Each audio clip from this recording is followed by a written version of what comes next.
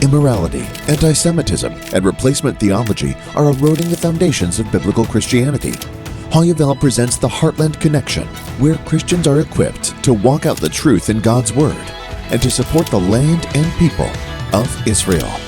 Shalom and welcome to the Heartland Connection. We're so happy to have you with us here today as we're studying God's holy word right here in the heartland of Israel. Not only are we in the heartland of Israel, we have Orthodox Jewish Rabbi Yonadav here with us today. Welcome, Rabbi Yonadav. Shalom, Zach. All right, so this week's Torah portion is Parashat Masei, and we're in Numbers chapter 33, verse 1. And the portion starts out talking about the summary of Israel's journey through the wilderness. And so I guess that's the first question, is why was it important for us to know all the names and the exact thing here? What was Moshe trying to do in listing off all of the names of the places for the journeys of Israel? Okay, that's a good question, because it seems that it's not gives us any important new knowledge. Mm-hmm. But here we are now on the last place before the entering to the land, mm-hmm. Arvot Moab, mm-hmm. the plains of Moab, right? Mm-hmm. And it's like a conclusion mm-hmm. of all the journeys. And maybe even focus us on the goal of the journey, mm-hmm. from the exiting from Egypt until here, to enter the land. Mm-hmm. So I'm not sure. Maybe is to praise God for His help all the way. Mm-hmm. Maybe is to refresh the memory of the people to know from one side the bad scene of the spies, and the other side the importance of the goal, the Holy Land, to enter the Holy Land. Mm-hmm.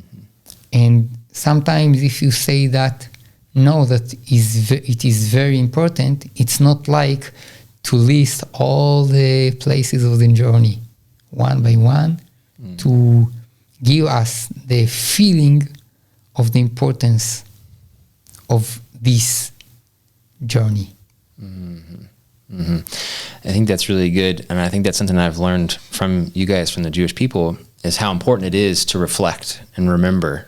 And I think sometimes in Western culture, it's like progress, move forward, don't look behind, just keep running forward, and what's ahead is the only thing that matters. Just keep going, and history and anything that happened before, that's all past, that's all gone. Just look to the future, and I think because of that, we miss out on a lot of lessons, and we could avoid a lot of troubles if we remembered what happened before and applied those lessons into our daily lives. To remember the history is so important, and even in our individual lives, remembering the things that God has done, remembering the mistakes that we've made, and then applying those lessons to our life as we move forward, I think is a really important thing, and something that I've seen emphasized here in Israel and amongst you guys and the Jewish people.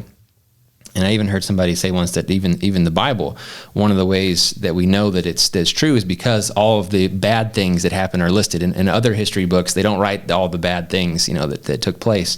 But there's a reason why they're here. It's for us to learn from, for us to grow from, and to do that. So I think that is a really important lesson. And yeah, it would make sense. And Moshe is like, okay, we were there. Remember what happened there? And okay, let's remember that. And as we're at this climax of now entering into the land, we need to remember all the lessons that we learned coming up to this point. So I think that's really, really good and very relevant a lesson for us today as well.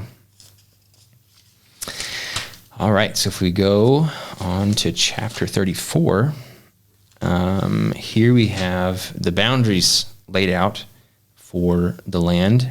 As they're right on the brink, ready to go in, and so the boundaries are laid out here.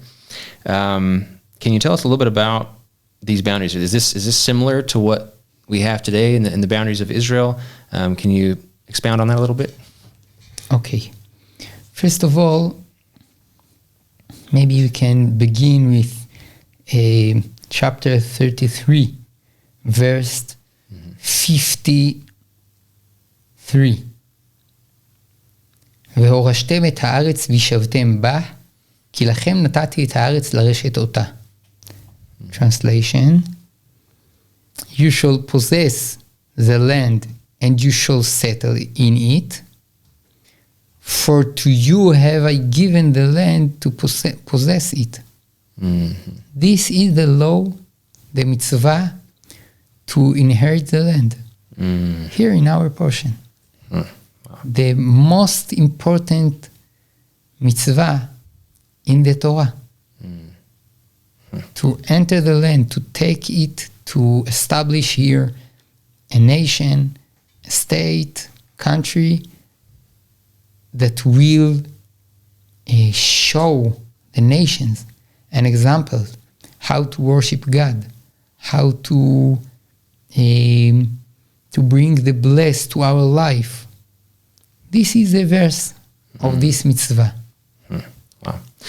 And this is one of the main verses of Har Bracha, right? Rabbi Eliezer Melamed, he's very, like, this is like his poster verse, as we say, like it's one of the main ones. Yes, it's very important. And I think I've heard him or some other people here say that too, that if you put all the commandments on the scale and then that one on the other, it's the most important. Yes, this is sentence of our former rabbis that said it in the Talmud.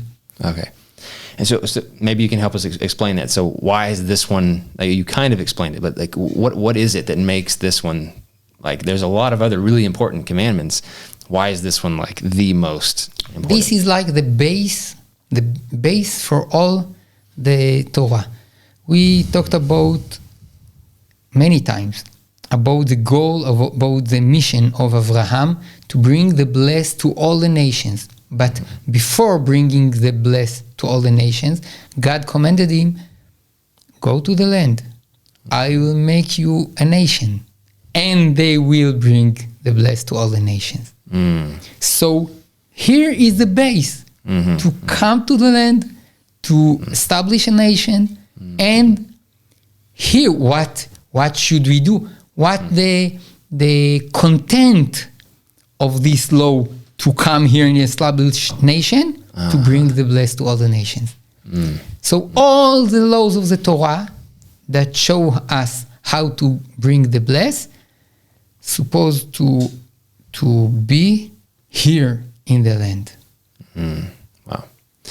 I think that's really important, because I think a lot of times within Christian circles, we have a hard time understanding like the national importance of Israel, and within Christianity there's all kinds of questions about it, like how does it work and these things. But I think understanding that Israel becoming a nation and being here is, like you said, from the very beginning with Abraham, it was the mission from the start. That was number one: go to the land that I will show you, and then become a great nation. And I think that's why me and our organization Hayuvel being here and helping out with the settling of the land, planting the vineyards and harvesting the grapes. That's why it's such an amazing thing. These vineyards and the houses that are being built and all these things that are happening to restore Israel is not the same as anywhere else in the world. Like there's not only was it prophesied, but it's also it's the first step in the big mission. If Israel can be fulfilled and can be and it can flourish, then that's going to affect the entire world. And you can just feel that when you're here and you're harvesting the grapes and you're being part of the restoration of the land and the settling of the Jewish people here, helping with Aliyah, whatever things we can do from the nations to help and support it. You can just feel it. It's like, wow, this is a huge thing that we can be part of, that we can support in the settling of the land for the good of the entire world, for the redemption to be able to take place. And so I'm really happy you brought that verse out, because it is such an important verse. not only for the people of Israel and the Jewish people to come and settle, but for the nations to support that. I think if we only knew how much good would come to the nations by supporting Israel, we would be so much more, happy to jump in and help however we could. There's so much that I think we don't know what we're missing.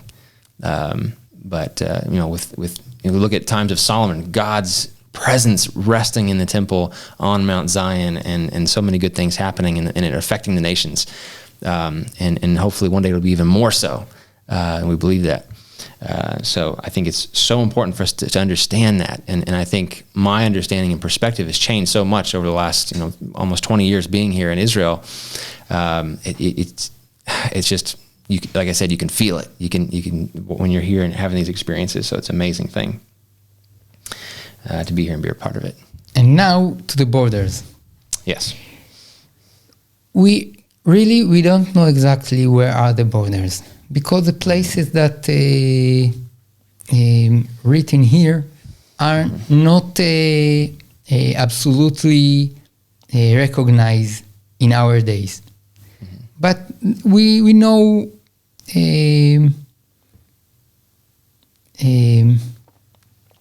close. Mm-hmm.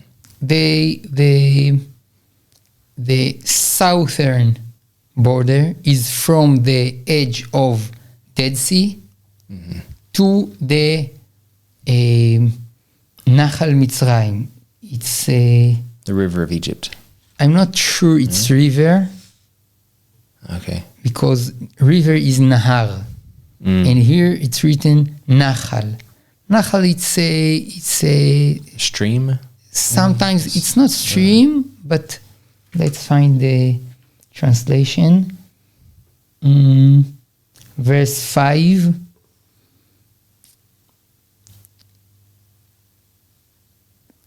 Whoa, from Azmon to the stream of Egypt. Stream, you said. Mm-hmm. Okay, so the stream. So we have depth if it's the Nile. All right, the Nile River. Or okay. Nile, or one of the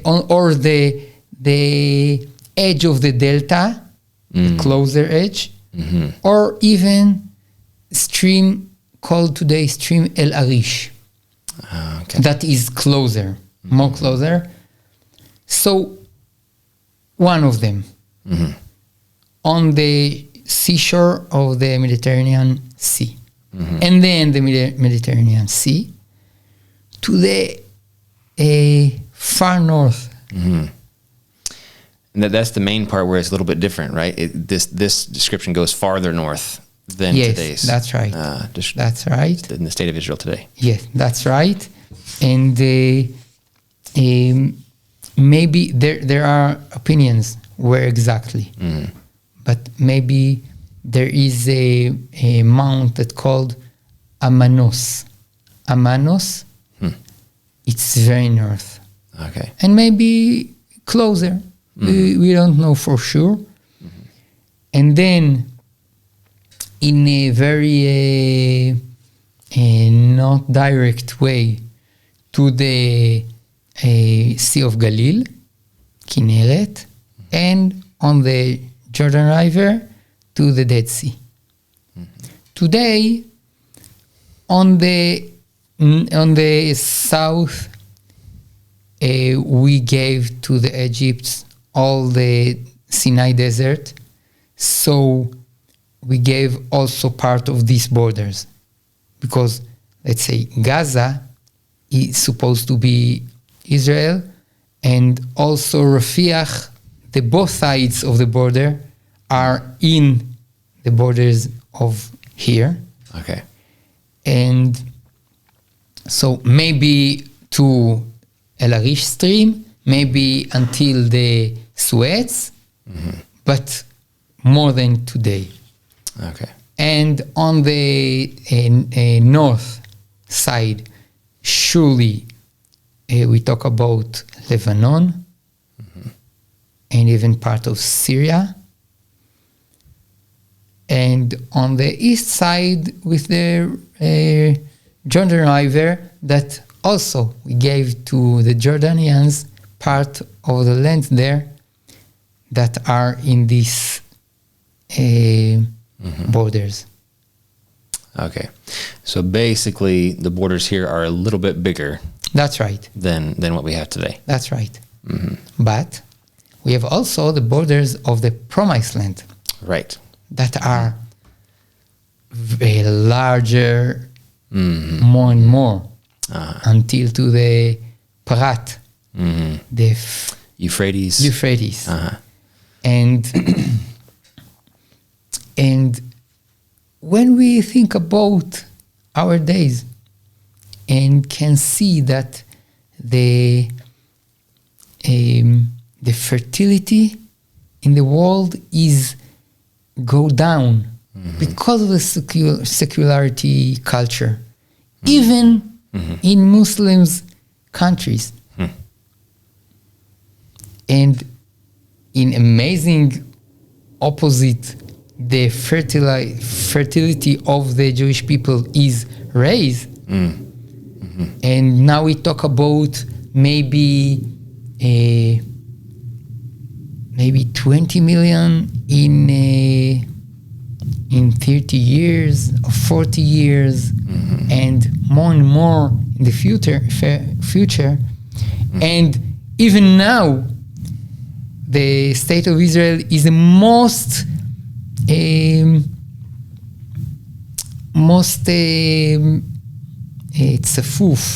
Like concentrated state in the world. And we can see in our imagine that the promised land will be our, because there is no another option. Right. Just naturally, it'll have to Yes. expand the borders. And also, when you look at the boundaries of the promised land and see the desert that the Muslim culture made of this place, and you can see the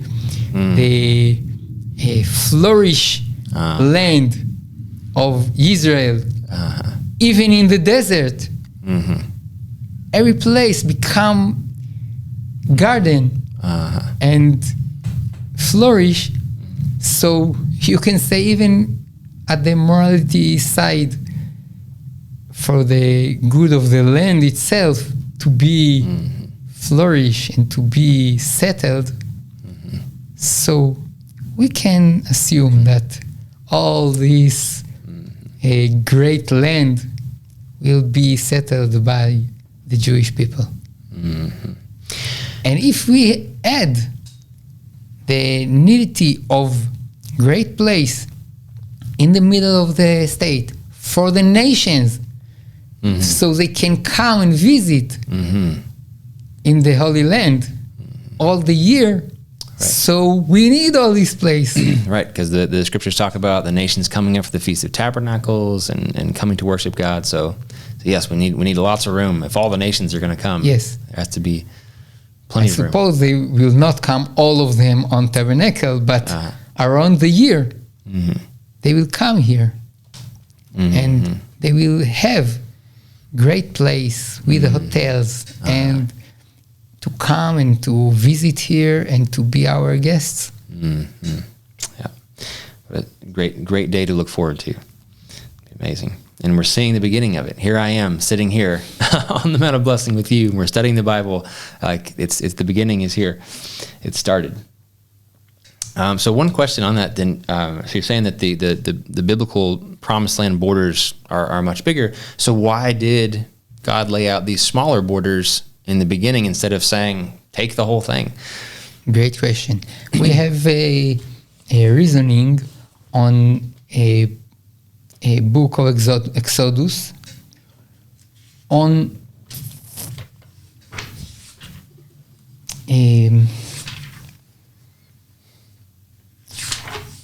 portion Mishpatim. It's chapter 20.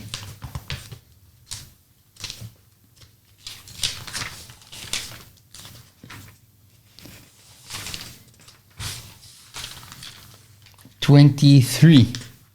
Chapter 23, on verse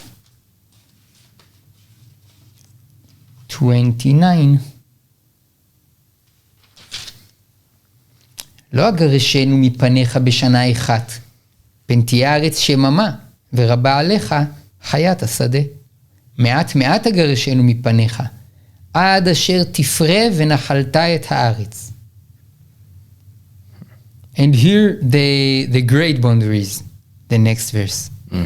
So the translation of verses 29 and 30, I shall not drive them away from you in a single year, lest the land become desolate and the wildlife of the field multiply against you. Little by little shall I drive them away from you, until you become fruitful and make the land your heritage. So that was his plan. That's a plan. Little by little. Yes, because when we exit from Egypt, we were 600,000 men aged 20 to 60.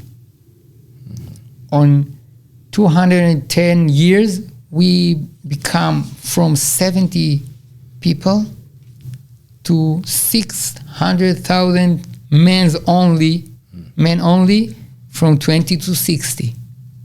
And then on 40 years in the desert, we stayed only 600,000 men from 20 to 60.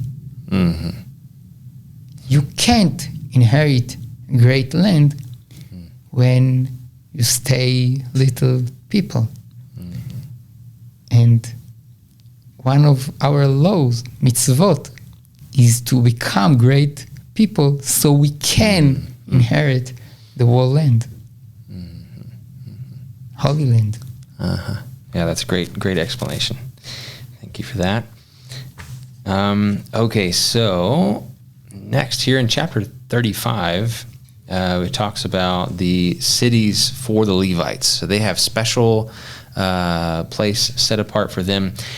Can you explain a little bit of like how does this work? How are these cities different, and how do they operate within the country of Israel? Okay. In the beginning, the plan was that the elders will be the worshippers. Like the firstborn.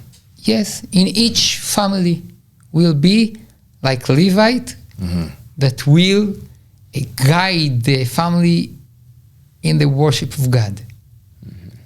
And then the firstborns participate the sin of the golden calf. Right. And God said, okay, the Levites that were loyal to me will replace the firstborns, because it seemed that the firstborns were too involved in the family and couldn't stand against the sin. And we need unique tribe that will be strong enough to stand against the sins and to educate the people to worship God. But we want this tribe to influence. So they had cities, 48 cities, in the whole land. So they were neighbors of the rest of the tribes in each place, inside the tribes. And they could, on one hand, being strong together to be loyal to God, to the Torah, and on the other side, in connection, good connection with tribes to influence them. So there were 48 cities of the Levites, from each tribe some cities, and there they lived. And from there they went to the temple in their time to worship in the temple. And the rest of the time they were in the country and taught the people Torah. That's really interesting. Such a really amazing system of having these cities inside the others, and it just makes me wonder like how that worked to interact with the other communities and then with other Levite cities, and like it would be such a really interesting, fascinating thing to see.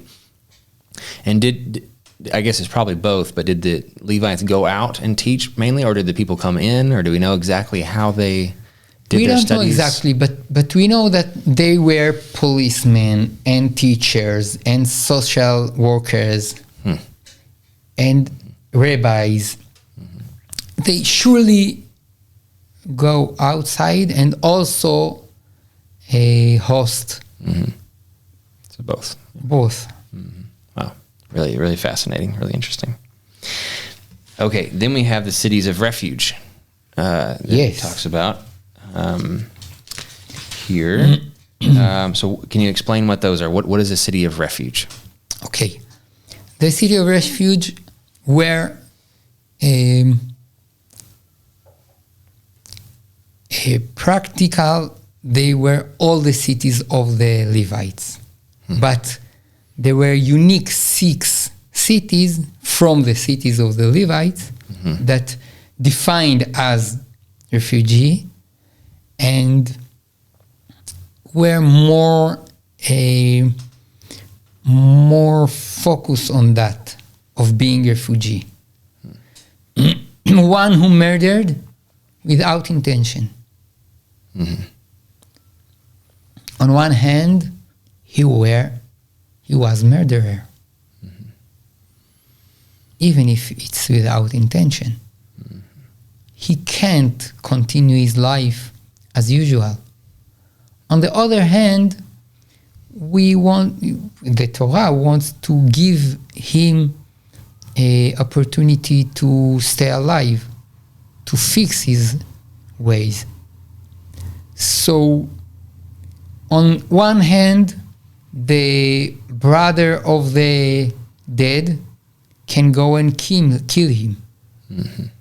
But on the other hand, he can be refugee on the city of the Levites, and there the brother of the dead can't kill him, should not kill him.